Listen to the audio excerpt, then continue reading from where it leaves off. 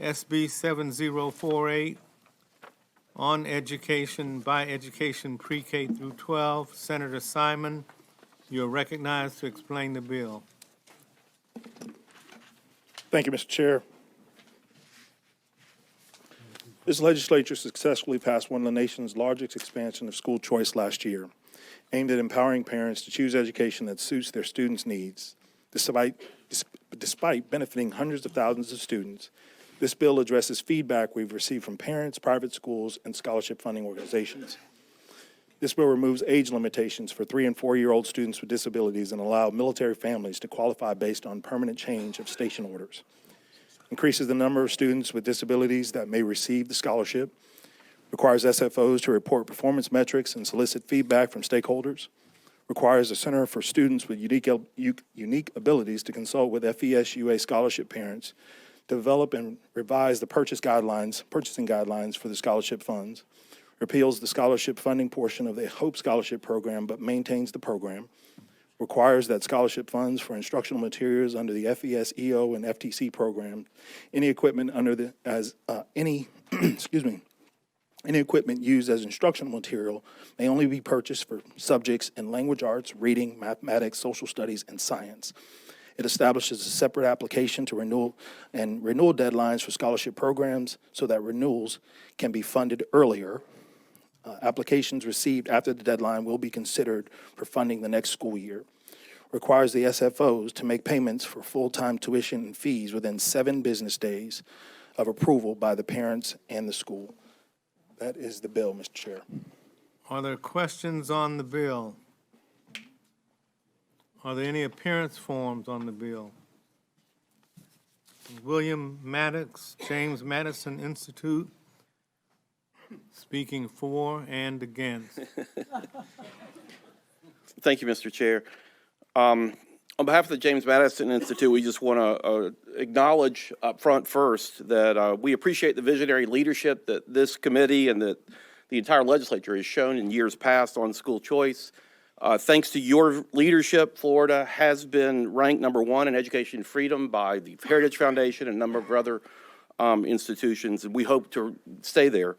As Senator Simon has outlined, there are many laudable provisions in this bill, which is why I've checked. Yes, it looks like it has some things that need to go forward. We are, however, very concerned about some provisions, some sweeping provisions that eliminate the possibility for equipment purchases in a number of key learning areas. This means that things like easels, paint brushes, modeling clay, musical instruments, kickballs, basketballs, and on would not be permitted for use under the PEP program. We think that these sweeping restrictions need to be replaced. It's absurd to have a policy that says that you can spend PEP money on music lessons, but not on the musical equipment needed for such lessons, or that you can use your money on art lessons, but not on the easels needed to paint a picture. We strongly urge you to please remove these sweeping prohibitions prior to final passage. Thank you very much. Thank you, Mr. Maddox. Mr. Chair, I got a question for him. Mr. Powell, Senator Powell. Just a quick question. I missed a portion. What was the name of the organization that has ranked Florida #1 for education freedom? The Heritage Foundation is one, but there are a number of others that have also acknowledged the leadership that this legislative body has shown in this area. Thank you. Thank you, Mr. Chair. Speaking against.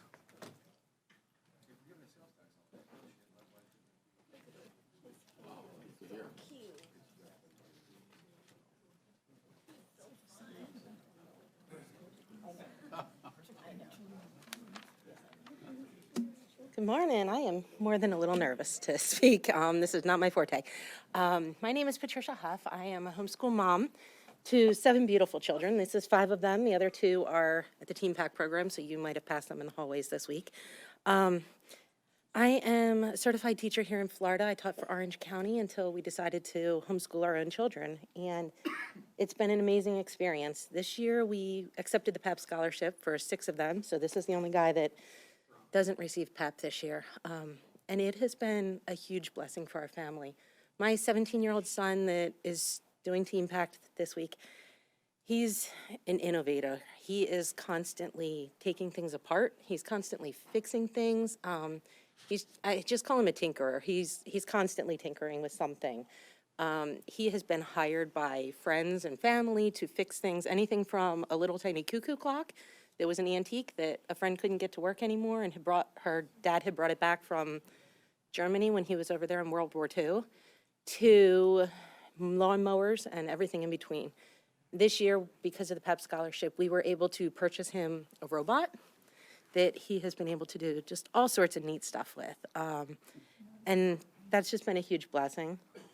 My 14-year-old daughter strives to be a musician, and she has plans to go to college as a music major. She's still deciding exactly what she wants to do, but she's been able to take music lessons and purchase instruments to broaden her horizon. She had self-taught herself how to play piano, but she's learning guitar now, and she wants to learn an instrument from each of the different families of instruments. And my list could go on about each of these guys, too. They have done such cool things, and the PEP scholarship has made it possible. However, I'm really concerned about some of the restrictions that are in the bill currently. As I read it, it was lines 1336 through 1338. We're very restricting in what we'd be able to purchase. And if it passes as it is and amendments are not made to this, then that robot wouldn't be able to be purchased for a student.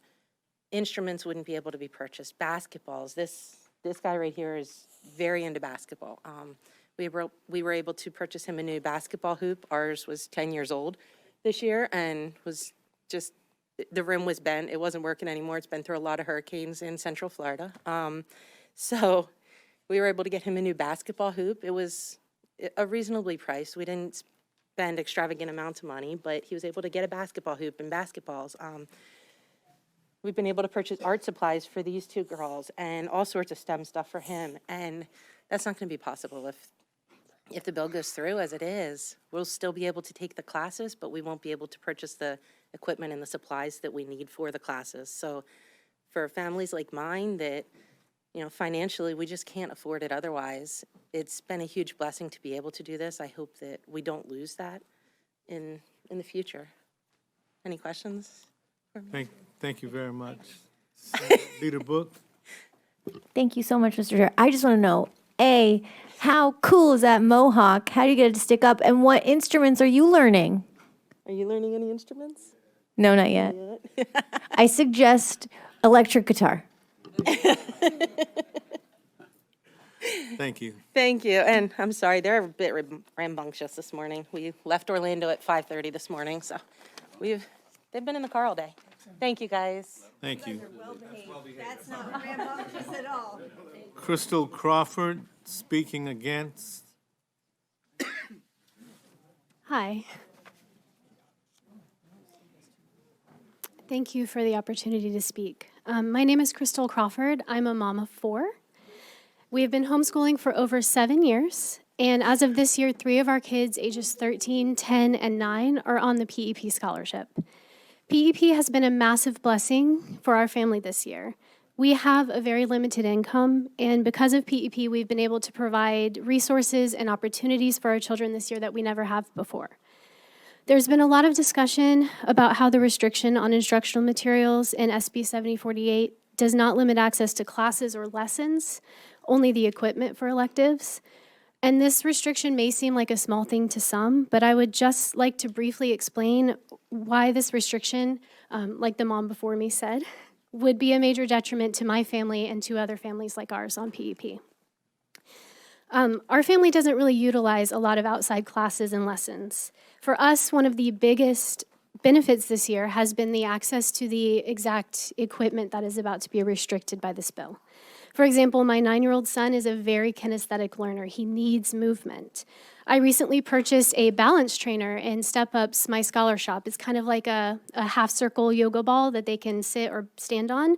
I purchased it as a PE item for core strength and balance, but he needs movement so much that it's actually become a great focus tool for when we're inside during the day. He can sit on it, he can move. We were also able to purchase an inexpensive child's guitar for my 10-year-old. She's wanted to learn for years, and her dad plays, and he can teach her, but his guitar was too big for her hands to fit around the frets. So now she's able to learn, and he's teaching her this year.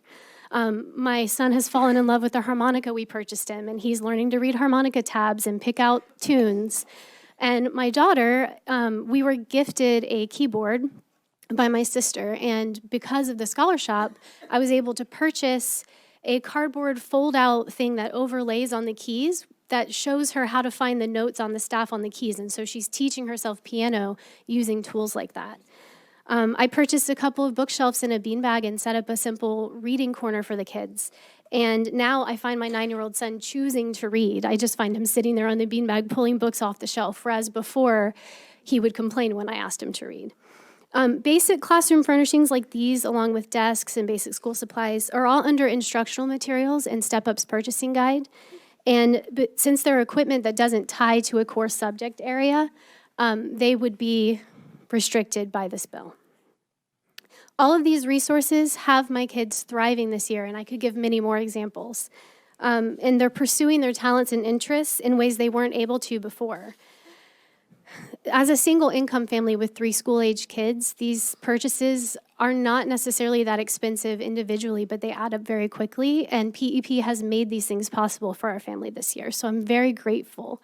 And I understand that there are concerns about responsible use of the scholarship funds. I understand that there have been concerns about parents purchasing, stockpiling items, and reselling for their own gain.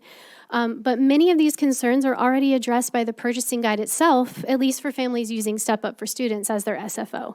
For example, any type of PE equipment can only be purchased once every 2 years, according to Step Up's purchasing guide. 1 second. Musical instruments can only be purchased once every 4 years. Other types of electives equipment, like for art or sewing, can only be purchased once every 2 years. The bookshelf and beanbags are classroom furnishings, which can only be purchased once every 2 years, and there's already a prohibition on multiples of any of these items for any given child. In addition to that, some entire categories in the purchasing guide, like field trips and many of the electives equipment that are in question with this bill, already require an educational benefit form to be submitted where the parent has to explain what subjects this equipment ties to and how it will be used for the educational benefit of their child. All of these controls are already in place in the purchasing guide, yet the wording of this bill would eliminate the use of any of this type of equipment for electives completely. To me, and I believe I speak for many other PEP parents as well, this sweeping ban on this equipment outside the core subjects feels like a sledgehammer is being taken to the scholarship when a chisel could have been used. It's honestly been disheartening and confusing for PEP parents, as I'm seeing in many of the online communities I'm a part of.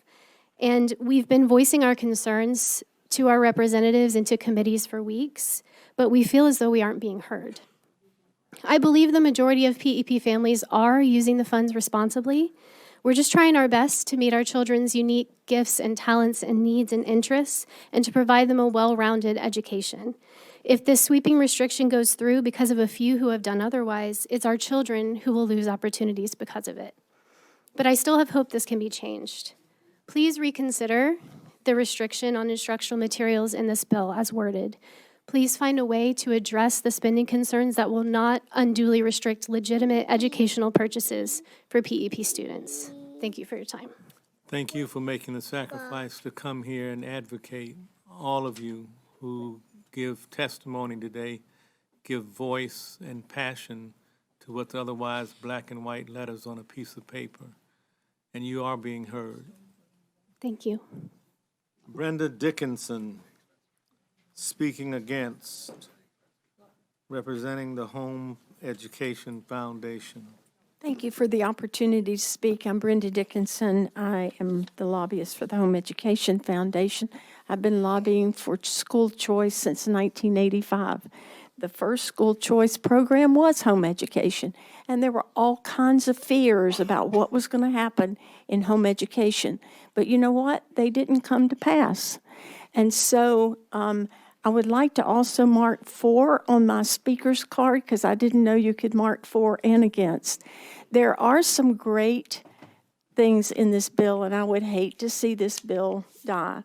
But I also am speaking on behalf of these parents who have come with their children to amend, remove, or find a way to make the equipment language workable for these parents.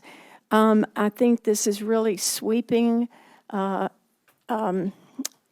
limitation on these programs. We've just gotten it started last year, and the fear that something might happen is like the fear of taking away everybody's guns because there's one bad actor. And I think that there has been, I don't even know of one bad actor that has happened in this because of the way the purchasing guide has been created, and it didn't go into effect until December when DOE worked with them to come up with a purchasing guide, and there are a lot of limitations. So if something bad happened from July to December, it was because the purchasing guide wasn't fully developed. It's a lot of work to get all that together. And it's in place now. It's going to end up regulating how much parents can spend. And let me just say, you've seen these parents. They are very creative. They really pinch pennies. They can buy a used musical instrument and come in with less expense than if you go out and buy a full-priced instrument. And most of them will do that. But now you have eliminated the possibility, if you pass this bill with this language in it, to limit it only to 4 core courses, of them even finding a used instrument for their children. I think it's really sad that this is the direction that you're taking, or that the House and Senate are taking on this particular issue in this bill. What I would like to propose, and I think this is very, very important to consider, these different scholarship programs have been created independently. There's no consistency within the various programs. And we have Florida Virtual School, but no private virtual schools. All of the different things that are out there. We don't have enough private schools to meet the demands, but maybe micro schools could walk in and fill a gap for some of these parents. But you know what? Nobody has sat down and really looked at all of these options and tried to bring some consistency to it. I sat on a school code rewrite of the whole school laws back in 2002 when we had to revise the governance for the education in Florida when we did away with an elected superintendent. I propose that you add an amendment to this bill that DOE set up a work group and let us look at the broad spectrum of school choice options that there are today. Maybe create some new ones, but we need some accountability in the programs and we need flexibility in the programs. And I don't believe that during the legislative session that we really have the time to look at all of these things and think about them and try to come up with a good balance in all the programs. So I would propose you add an amendment to this bill for DOE to create a work group so that we can look at it, those of us that are stakeholders in this arena, in the school choice arena, and try to come up with some overall consistency in the programs. Thank you very much for your time. Dickinson. I think Senator Polsky has a question for you. Hi there. Can you clarify, there's been a lot of talk about musical instruments and maybe some sports equipment. Do children in public schools get money or get instruments from the public school? They do not, but they also have access to those instruments. And with home education families, they don't have groups to be able to purchase them in groups like they do in the public school. We're being denied access to these options because right now there's some other issues with this bill that I really had asked the House to put in some amendments. There's no way for them to even access public school bands or music or art in the public school because there's no way for the public schools to take private money, and these families have to pay for their classes in a public school. And what I'd recommended in the House is that there be a provision in there that would require the public schools to, just like the other providers are doing, where they have to determine how much each class costs, and they go into the provider category in the Step Up for Students Emma system. I don't know. I'm not a computer person. So they have drop down, and you can choose where you go in that to spend your money in their computer system. And so what happens is the public schools aren't in there, so they can't even go and spend their money at a public school. So the idea that they can go to a public school, which may be 30 minutes away from where they are, they have one car, 6 kids, 10 kids. They can't do that for each one of these kids. It's apples and oranges. You simply can't compare. Thank you very much. Chair Broxton. Thank you, Mr. Chair. The process is not over. We have made an effort over the last several years to build an expanded educational system, and frankly, it's an experiment in many areas. We're looking at different ways that we can accommodate many of the people that spoke, so just hang in there. I think we'll certainly have this discussion. It's kind of unfair to bring children when you haven't seen your grandchildren much over the last 6 weeks, but that was very effective, and I'm sure our members appreciated those people that made that effort. And they were all so well behaved. I want you to come to my house and maybe teach some classes there. So, but thank you for bringing this good bill. Senator Grawl. Thank you, Mr. Chair. And I know a lot of these issues pretty intimately just because of my involvement with the homeschooling community. We've homeschooled for 8 years.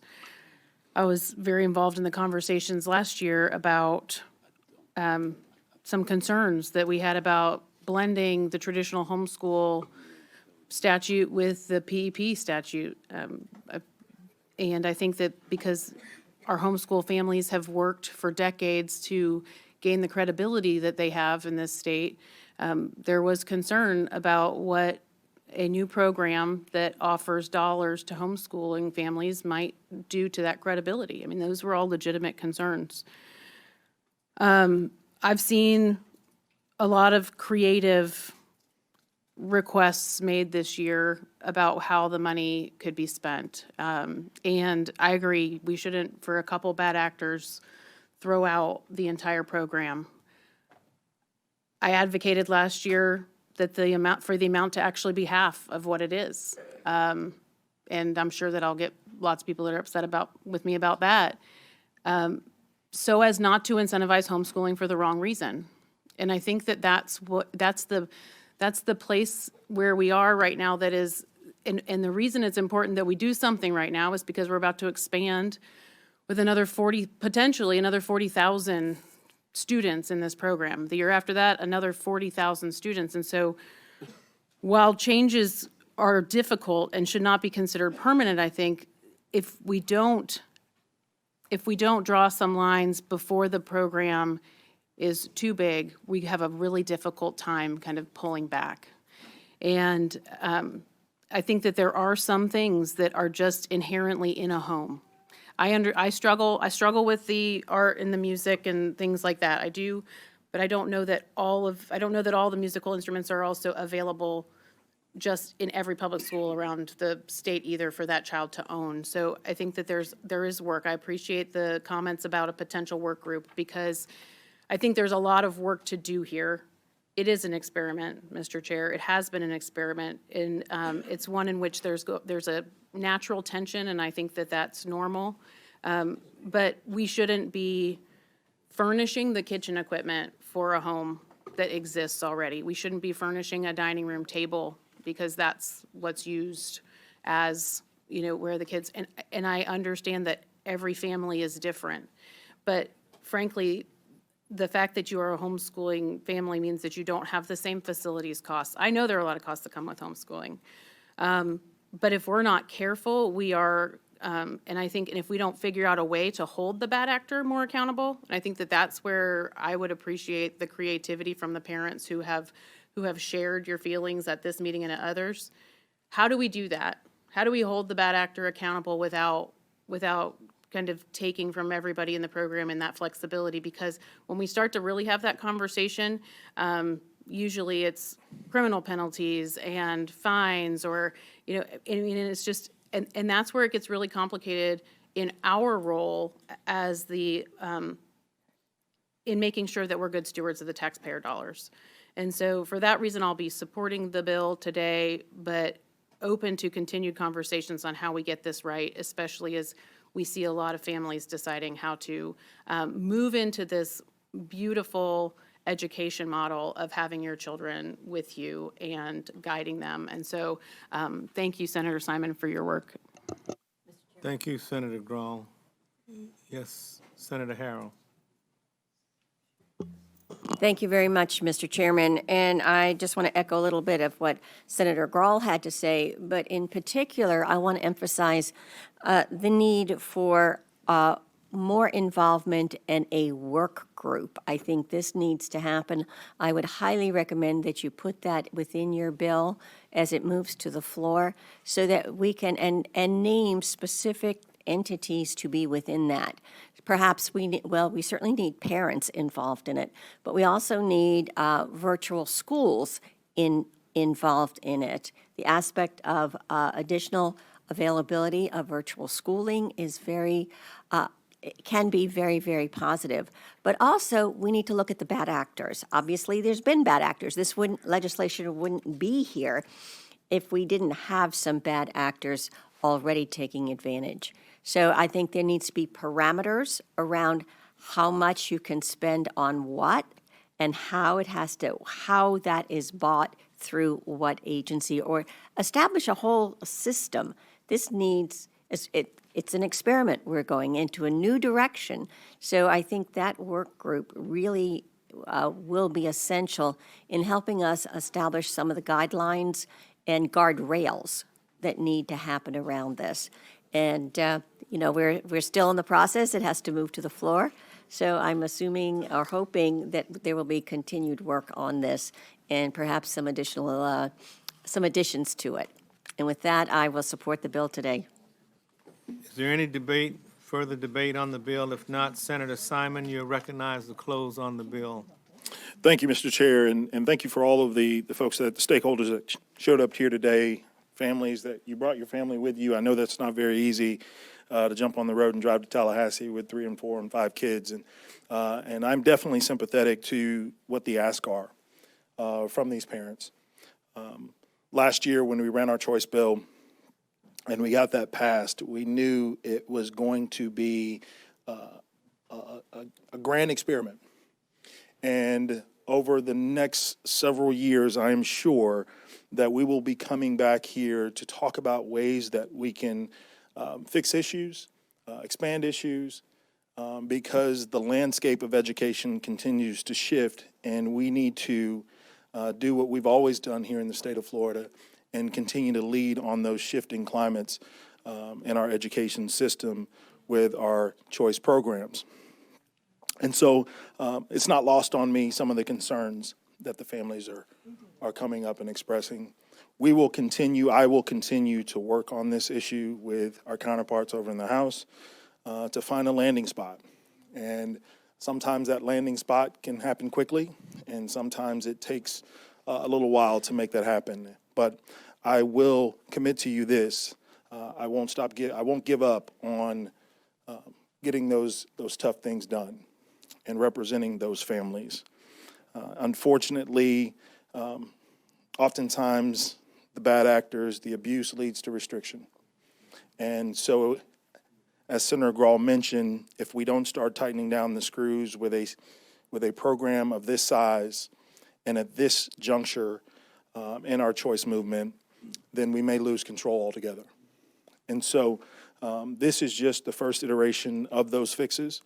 And I look forward to coming back and continue to having these conversations at ways that we can continue to make sure that we're providing the flexibility to families, but at the same time being fiscally responsible to the taxpayers. And with that, I close. Having closed, Alicia, please call the roll on Senate Bill 7048. Senator Avila? Yes. Senator Baxley? Senator Book? Yes. Senator Bradley? Senator Broder? Senator Burgess? Senator Davis? Senator Grawl? Senator Gruters? Senator Harrell? Yes. Senator Hooper? Senator Ingolia? Senator Martin? Senator Perry? Senator Pizzo? Senator Polsky? Senator Powell? Senator Broxton? Chair Rousseau? Yes, and by your vote, SB 7048 is reported favorably. Senators, let's take up